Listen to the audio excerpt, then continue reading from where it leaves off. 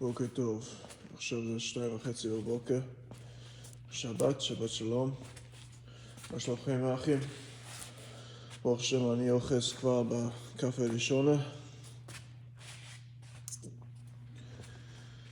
ברוך השם, ישנתי קצת פה על 5 כיסאות האלה. כבר ישנתי קצת על הספסל של המכונית של בן דוד שלי, קצת. ועכשיו אני אוחז קצת ממשיך עם תהילים. אפשר לי לגוע פה בחבלי של הרשעים האלה.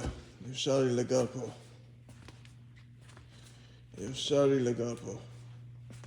הם רוצים לשים אותי בשלטר, בפרל הרבור. ככה מאוד רוצים לעשות לי.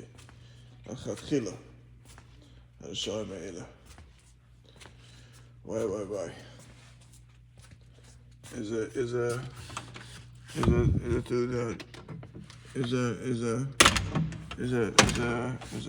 בעיה גדול. איזה בעיה גדול הם עשו.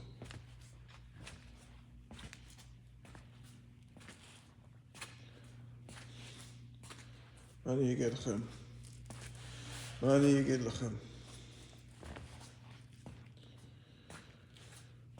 וואי, בסדר, להתראות. שלום לכם, שבת שלום.